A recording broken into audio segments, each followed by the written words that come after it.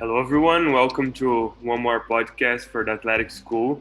Today, our guest speaker is Nicole Erickson.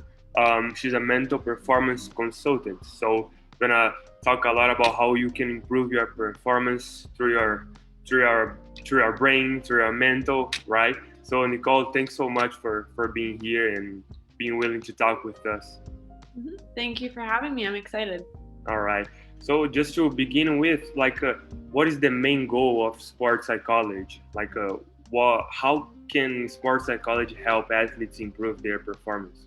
hmm So, the main goal of sports psychology is helping performers to reach their maximum potential and also satisfaction through training their brains, as you said earlier, which entails looking at thoughts, emotions, and behaviors, and just really talking through those and then implementing skills to help with stuff that you may encounter while performing. Cool. Yeah. Sounds good to me. So one of the things that I heard you talking about it's mindfulness. So how to achieve what it is, and how to achieve mindfulness. So, mindfulness is focusing on the present moment with a non judgmental view. And I really feel while focusing on the present moment is very important, I also think a big component of that is the non judgmental view part, which means having a self compassion and a curiosity for when you are not present. Okay. So the way that you train this is you listen to meditations, you can do active mindfulness.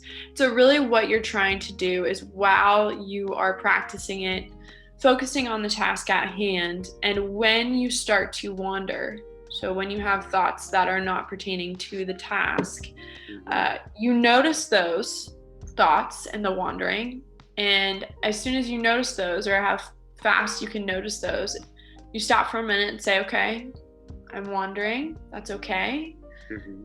I wonder why I went there instead of this task, right? And maybe I'm wondering about a meal that I'm going to have later, or I'm wondering about a past mistake that I just had. Mm-hmm. So I wonder why I'm there and not here. And let me come back to the present and focus on that. So mindfulness, yes, the goal is to be in the present.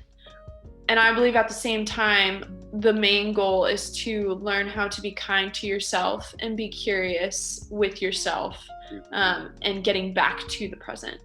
Right. So, yeah. I feel like that's pretty hard to do it, right? Because believing or not, we always worry about, okay, but am I gonna play tomorrow, or is the coach gonna pick me, or like because I did this or I did that, So I feel like that's really hard. So I like what you said, kind of come back to the present moment, because you were mentioning, I saw on your social media how many thoughts we have in a day, and yeah, it's so many that it's kind of hard to manage it, right?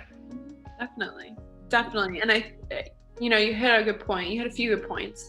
So we're always wandering. Like, you get in your car in the morning and you go from home to work, home to school, wherever, somewhere where you go every day, and you get from A to B and you don't even remember the drive because you're thinking about what you just said, future things, maybe the day before, maybe an argument with someone that you're in a close relationship with, right? Mm-hmm. So you're always wandering, and worries, whatever they may be. So I think that's a really great point that you hit. And then another one is, yes, it's difficult to manage like all the thoughts we're having. Some we don't even notice what we're the thoughts that we're having.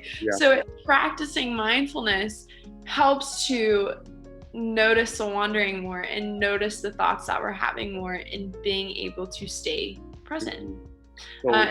So it's more of a lifestyle.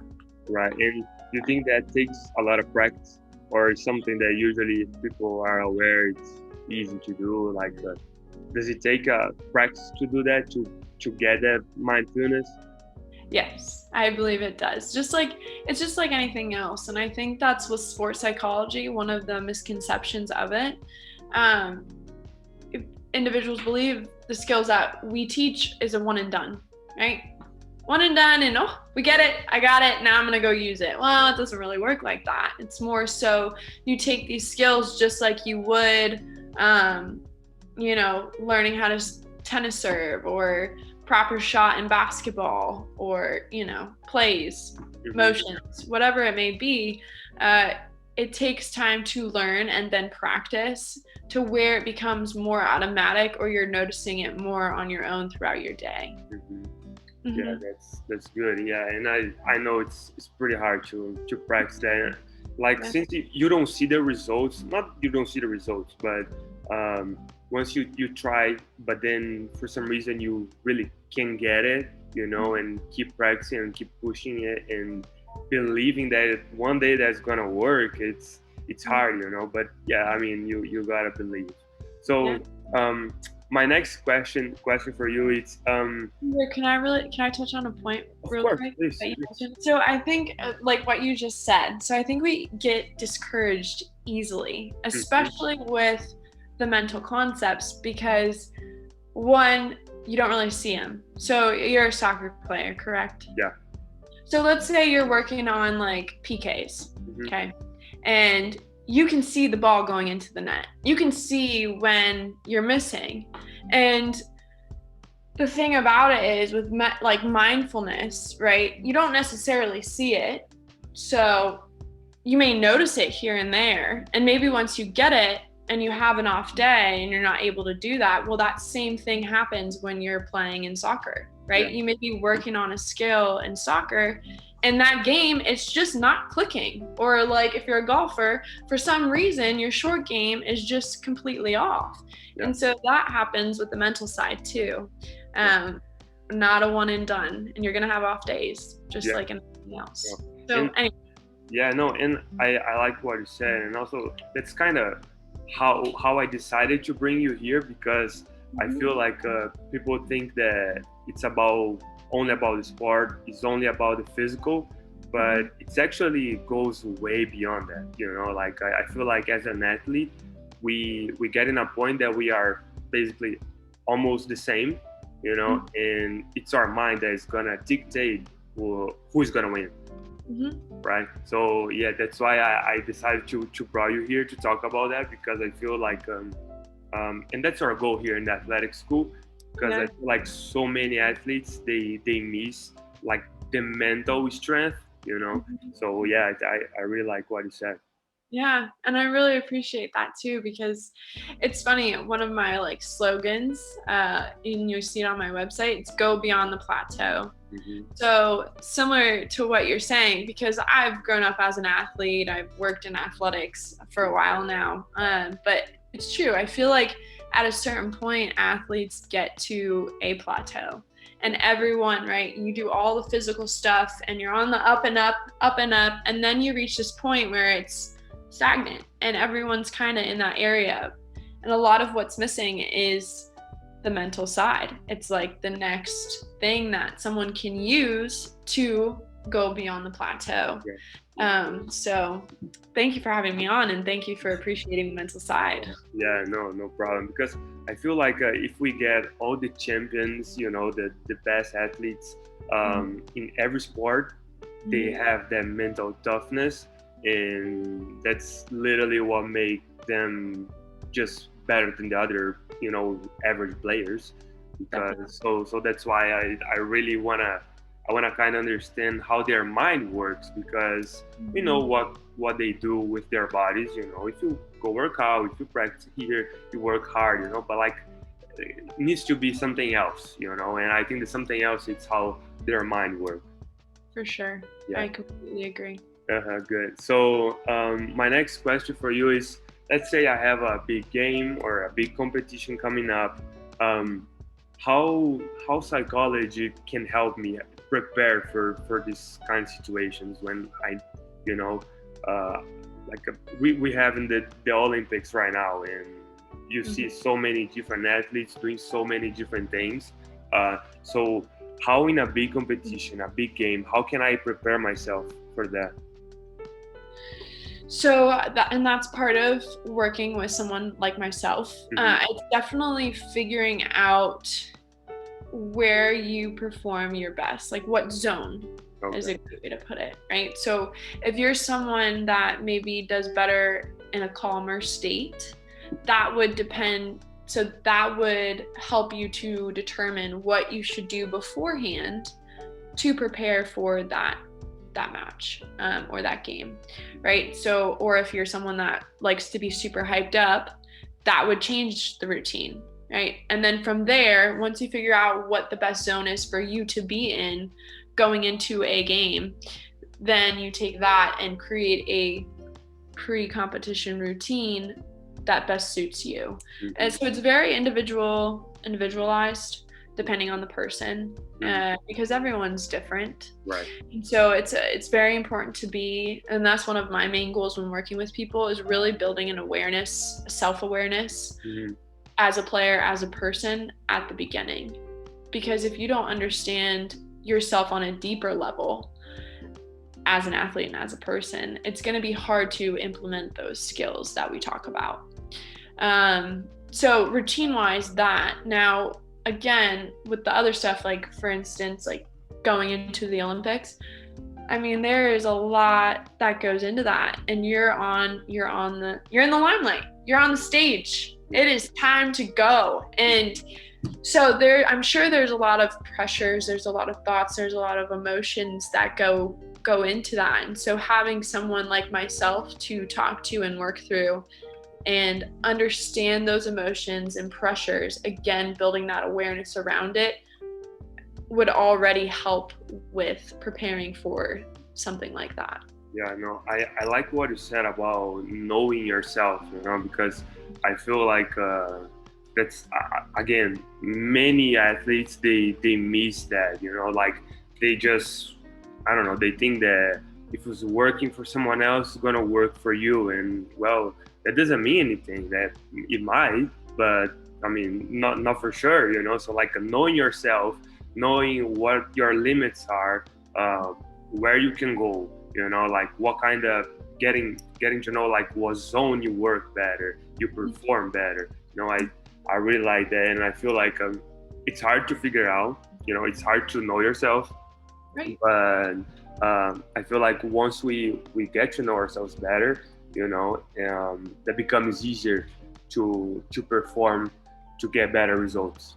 Exactly. It is hard. It's really hard, and that part of me feels like that it may be part of why some individuals may hesitate to working with someone like myself, opening up and really talking about themselves. Because when you talk to someone else within my field, they pick up on things and they hear things, and while our role is to be caring, it's also to be challenging and to open your eyes to different things that you're saying and bringing up, and in turn you learn more about yourself, and then you're better able to be yourself and tackle the goals and the values and your purpose in life and be happier. Yeah. No, yeah. I like that. So we were talking about kind of creating that routine, and everyone has their own routine and things that help them. But is there anything that you feel like that athletes can create a habit and a routine that can help them, like improve their performance, like meditation, stuff like that? Is there anything like that? Yeah, definitely. Again, I think that goes into, depending on the person. So like meditation, creating that habit. Mindfulness can be meditation, it can be active. So creating a habit of practicing mindfulness every day will definitely translate to sport as well as everyday life, going to school, paying attention in class, taking a test. I have a problem with that, but right. Who doesn't? No. Anyway, so mindfulness, right? Just creating habits around the skills that we teach. So like imagery, there's studies where you practice imagery for like 15 minutes every day. It helps with performance, right? It doesn't take the place of physical practice, although it helps, right? So again, just depends on the person and what skills work for them and what habits that they're willing and determined to create and add in their life. Now, during performance, there is pretty much like a routine that you could do after mistakes or to reset, refocus. We call this a cue or trigger. And so that's really, again, just to help you reset. Mm-hmm. So if something happens or you notice you're starting to lack focus or just get out of the game, like your head's just not there, you do the cue or trigger, preferably a word with an action. And once you do that word and action, it helps you to just let go of everything that has happened or let go of the future and come back to whatever's going on. So that's another routine that you could do in practice. Yeah. Cool. And one other thing that I saw you mentioning in your social media is self-talk. And I feel I use self-talk, but people think I'm probably crazy because I usually talk too loud, you know. I do that all the time. Yeah. I do it all the time. So what is the importance of self-talk? How to have a good self-talk, you know, because I feel like people, oh, come on, Igor, you suck. And like people telling themselves that they suck. And like, okay, come on, that's not the self-talk that we were talking about. So how to have a self-talk? What is the importance of self-talk? And like, I don't know if you experienced anyone like that, but I feel like some people think like, no, that's not a good thing. Like people are gonna think that I'm crazy, you know. So how to kind of convince those people that self-talk is a thing and that's a good thing for you? Yeah. So first of all, yeah, sorry for so many questions at once. No. First of all, what you said about being harsh to yourself, we are our harshest self-critics. Everyone is so hard on themselves. Mm-hmm. Okay, so that is normal. Okay. Everyone does it. Mm-hmm. Secondly, so the way that I view self-talk, it's part of our thoughts that we have, right? And so the way that I teach it, not necessarily trying to change it,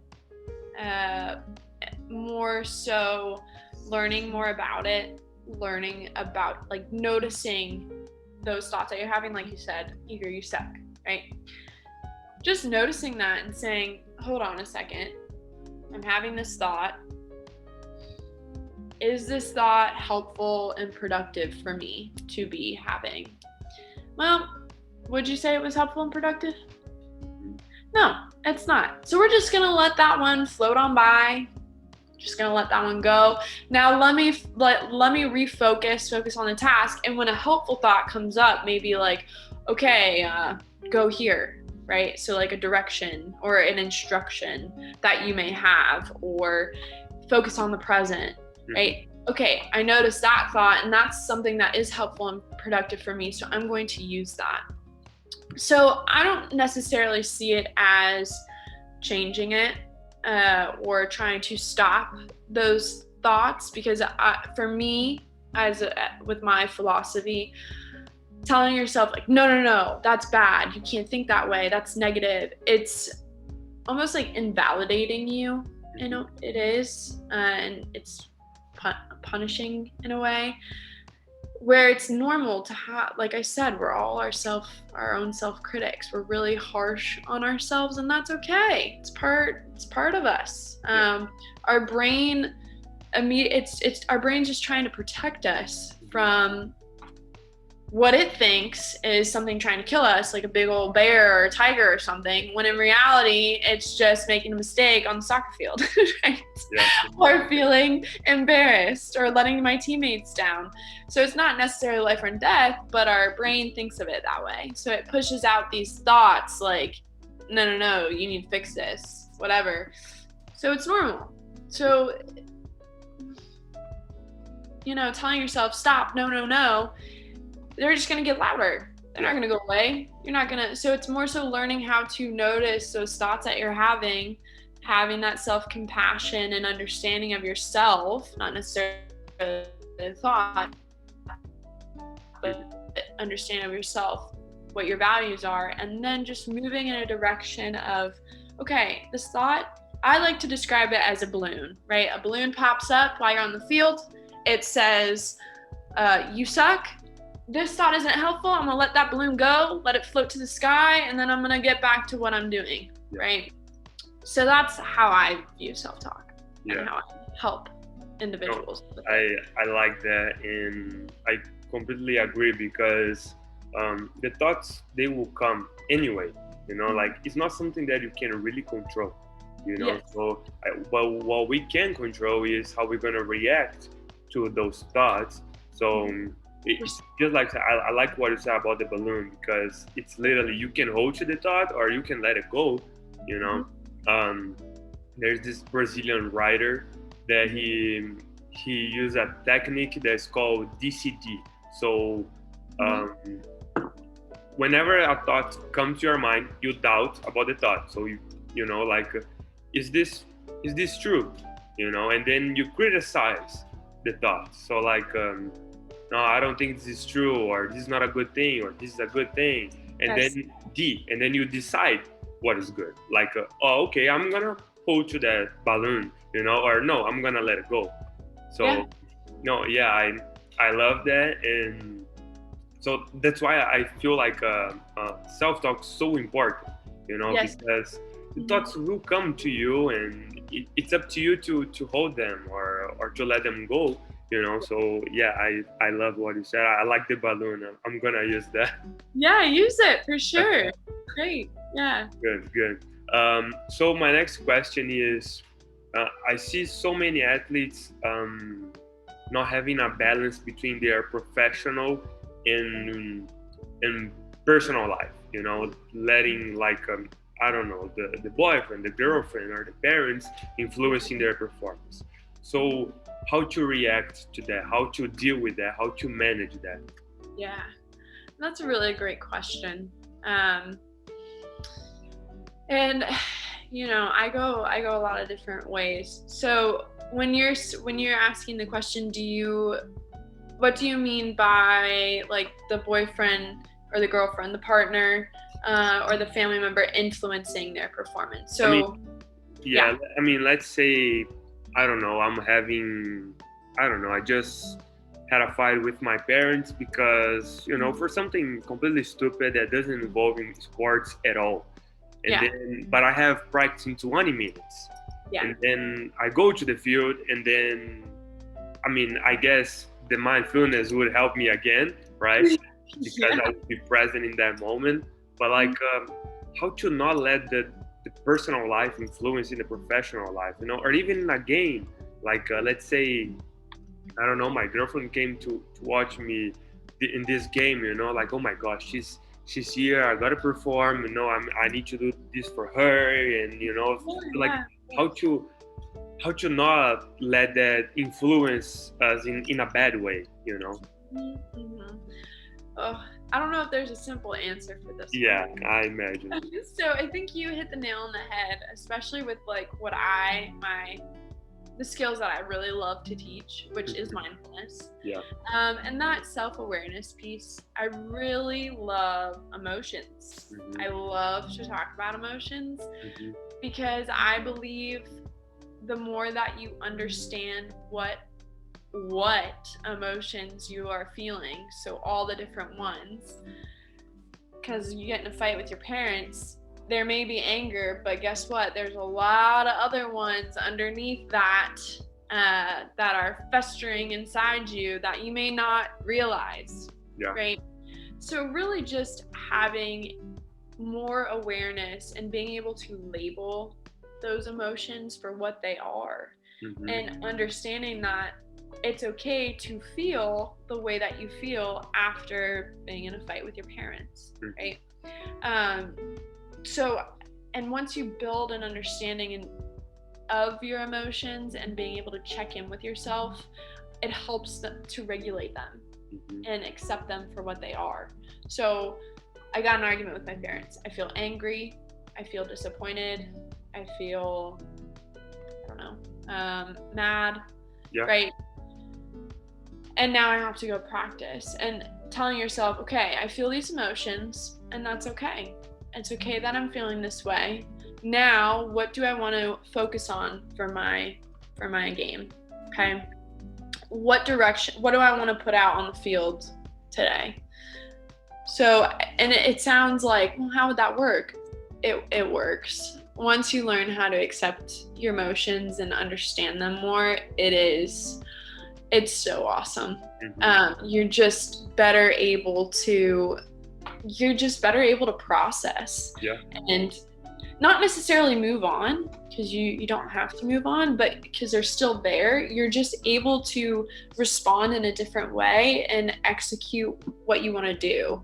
And that's where I like to go over values with individuals. So your value may be determination, okay? Yeah. And an action of that may be, and I'm just determination, showing up early to practice and then giving it my all. Okay, it's very broad, but just for the sake of the podcast, okay? So giving it my all. So it's like, I feel angry, I feel disappointed, I feel mad, and that's okay. Now I'm going to go to practice, and I'm going to move toward my value of being determined for that time, which means I'm going to show up early and I'm going to give it my all there. And I'm going to live by those, even though I'm still feeling those feelings. And the more that you practice that, the more you're able, like I said, to respond and process and accept. And yeah. I like what you said. And also, I feel like works in the opposite way. Let's say you had a bad practice, but then you are going out to dinner with your boyfriend, and you are kind of mad, you are sad, upset, and once you have that self-awareness, you like, okay, that's done, I don't need to worry about that anymore for now. And now it's time to give some love to my boyfriend, to my girlfriend, and I think Cole Bryant used to talk a lot about that, about performing, but like not only in the court, but also as a father, as a husband. And I think that's kind of the key, because those techniques that we are talking about, they allow you to perform better on the pitch, on the field, but also as a family member, as a friend, and I think that's the biggest thing for me. And that's why I think it's like for me, that's not a thing like professional and personal life. I think they are always kind of together and connected in a way. So once we have a good balance between all of them, we are able to perform as a better, as a better Igor, not as a better Igor athlete or a Igor boyfriend, just as a human being, Yes. Yeah. And you make a good point too. I think sometimes with athletic identity, we get so caught up in being an athlete or being like me, being a mentor, like my job, right?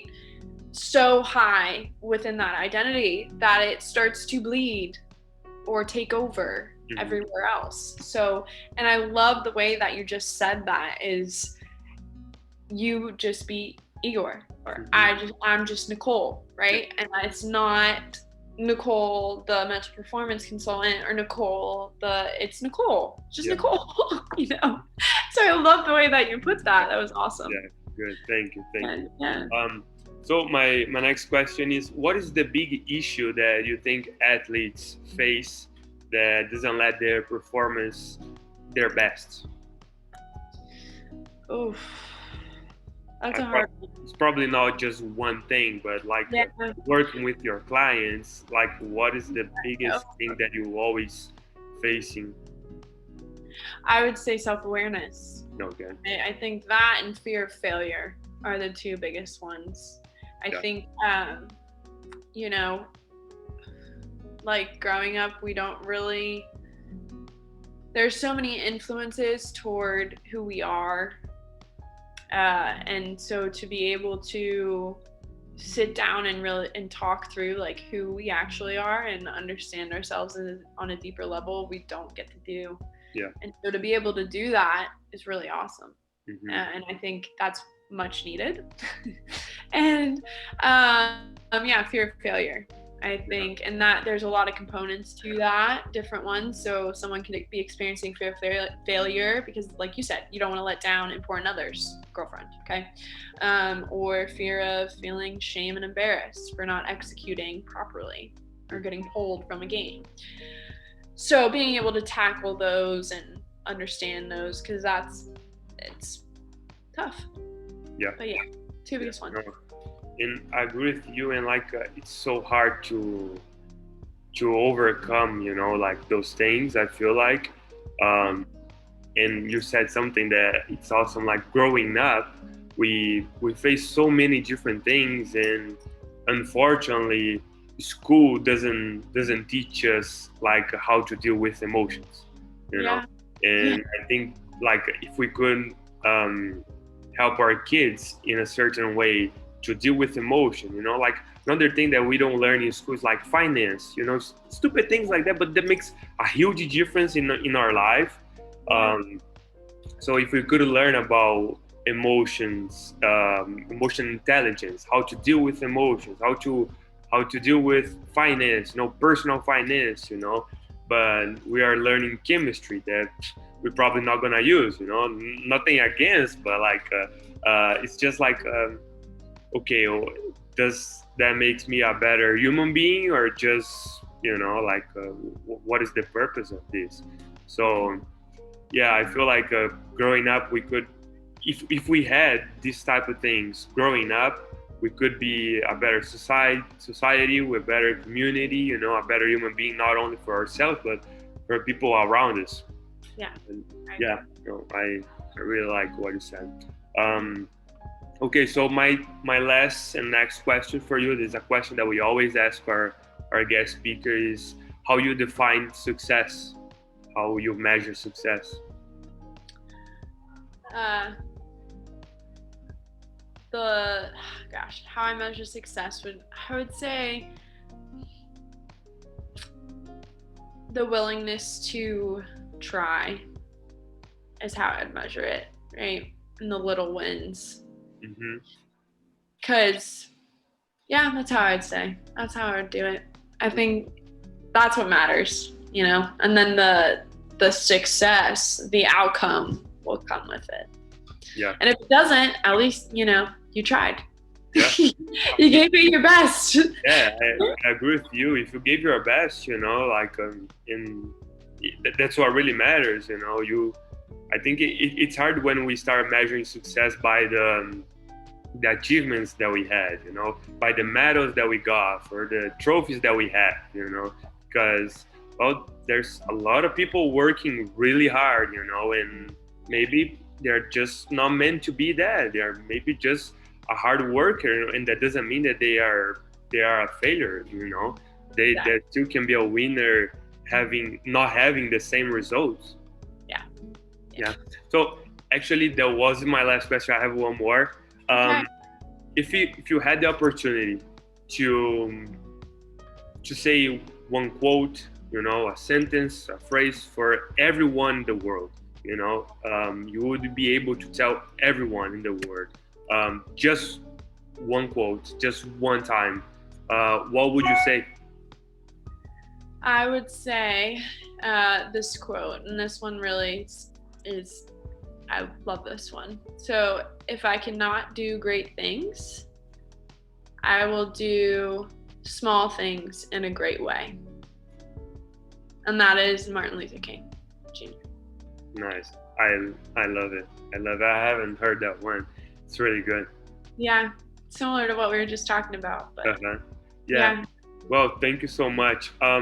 Is there any podcasts, books, quotes that you have with you that helped you throughout your career that you would like to share?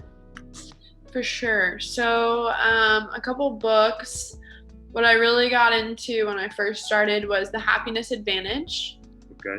And The How of Happiness. Those are two really great books. They're based off positive psychology. Let me think of some other ones. Those are like the main two that come to my mind for now. But yeah, podcasts. The Sports Psych Show is a good one. Dan Abrams. And That's like school podcast. Pardon? Oh yeah. Like school podcast. Yes. That one's actually really great. I agree. Yeah. So yeah, that's what I got for you. Well, thanks so much. One more time, thanks for being here, to being willing to talk with us. I'm pretty sure that it's gonna help a lot of people out there. So yeah, thanks so much. The best of luck for your career. Let's keep in touch, and I'm pretty sure that we can do like a second part of this one, because I feel like mental strength, mental toughness, there's so much to talk about it that we can stay here for hours. I agree. I would love that. That would be awesome. Yeah, thank you so much. Thank you.